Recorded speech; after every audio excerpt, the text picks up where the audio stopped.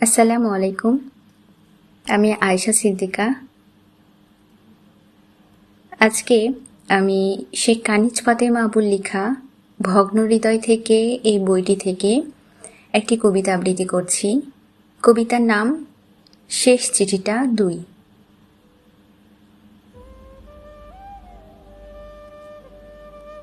সুখাইদা, খুব সহজ কথাটা সহজে বলে দিলাম, আমি ভালো নেই।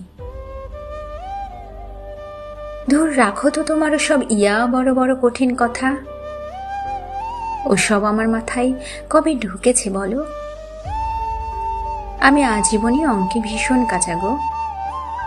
আজীবন অঙ্কে মস্ত বড় এক গোল্লা।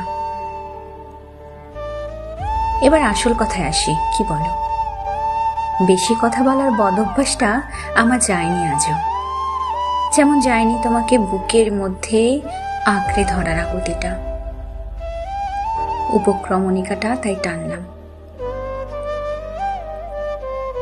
এবার বোধ হয় সত্যি সত্যি তোমাকে শেষ চিঠিটা লেখার সময় হয়ে গেল। তুমি আমার আশ্বিনী মেঘ, একলা আকাশ সুখাইদা, ভীষণ খালি খালি বুকে বৈরী বাতাস। তুমি আমার আরো কত কি।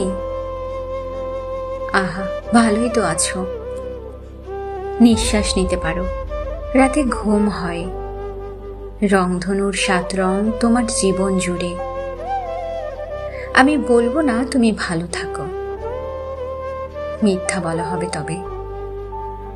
তুমিও ভীষণ খারাপ থেকো কখনো আমার মতো। কোনো এক সন্ধ্যায় নিঃশ্বাস বন্ধ হয়ে যাবে তোমার। কোনো একটা রাত বারান্দায় বসে একা কাটিয়ে দিবে। পথ ভুলে যাবে, তোমার মস্তিষ্ক জুড়ে থাকবে কেবল আর্তনাদ, একটি নাম। না গো, সে নাম আমার নয়। আমি তোমার কবে কে ছিলাম, সে নাম ভালোবাসার। আহা, অভিমান করছি না। অভিমান করার জন্য অধিকার লাগে, অধিকারের জন্য সম্পর্ক লাগে। আমি তো তোমার কেউ না, কেউ না, কেউই না। আজ বড় ক্লান্ত লাগে জানো, এই যে তোমাকে সব কথা বলা হলো না, উপসংহার টেনে দিতে হচ্ছে। তুমি তো টেনে দিয়েছ সেই কবেই। তোমার মতো তো সুন্দর করে আমি পারি না গো। আমি তো কিছুই পারি না, না তোমার মতো যত্ন করে কষ্ট দিতে বা উপসংহার টানতে। তাই বারবার প্রতিশ্রুতি ভঙ্গ করে ফেলি। শেষ চিঠির পরে আরও একটা শেষ চিঠি লেখা হয়ে যায়। খারাপ থেকো, ভীষণ ভীষণ ভীষণ খারাপ থেকো।